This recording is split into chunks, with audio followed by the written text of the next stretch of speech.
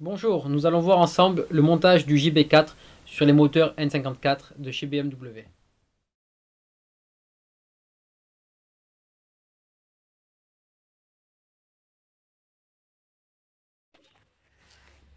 Ensuite, il faut retirer ce petit couvercle, un petit clip là de chaque côté. Hop. Et dessous, on trouve des vis. Hop.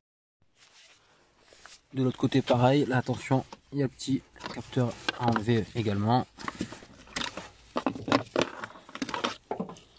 On met de côté.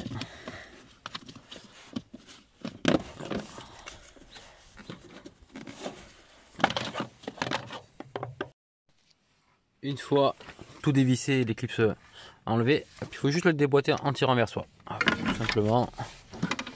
Et voilà. Et maintenant, ça se passe par là. Alors pour déverrouiller, c'est tout simple. On soulève le petit éton ici. Et on pousse.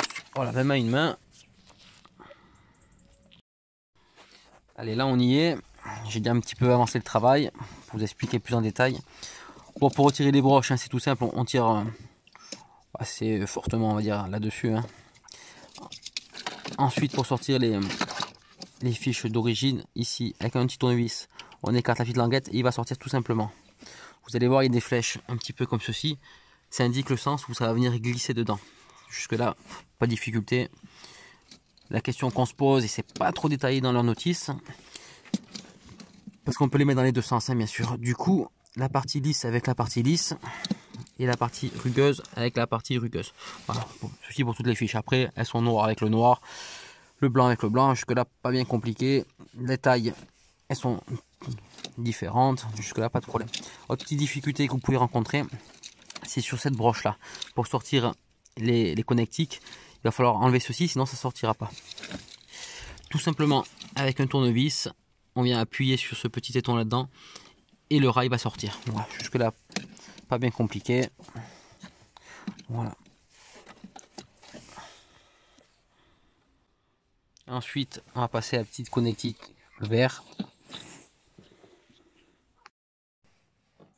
Voilà, pour ouvrir et sortir la petite languette, la petite fiche pour se brancher dessus, on va venir glisser le tournevis ici. Bon, là j'ai déjà ouvert bien sûr, hein, et on vient un petit peu faire levier et on va venir appuyer ici avec un tournevis peut-être un peu plus fin que celui-ci et ça va sortir simplement. Et après on reviendra insérer celle de notre JB4. Voilà, je vous conseille de ranger proprement vos fils, que ça ne force pas dessus, ça évitera qu'ils se débranchent ou mauvaise connexion. Bien sûr, n'oublie pas de mettre son boîtier, hein, ça serait dommage d'avoir fait tout ça, d'oublier le principal. Bon là bien sûr je ne l'ai pas vissé, hein, pensez bien à le visser, c'est juste pour vous montrer.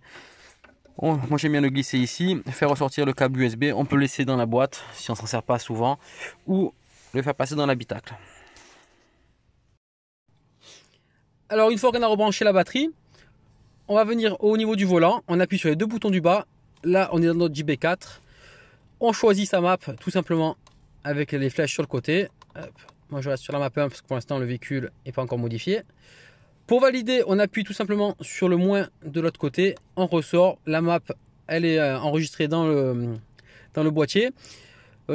Tout simplement, notre petite astuce aussi que je peux vous donner, c'est peut-être avant de tout remonter votre installation au niveau du calculateur, vérifier que tout fonctionne en faisant ce petit manip, voir le véhicule s'il démarre.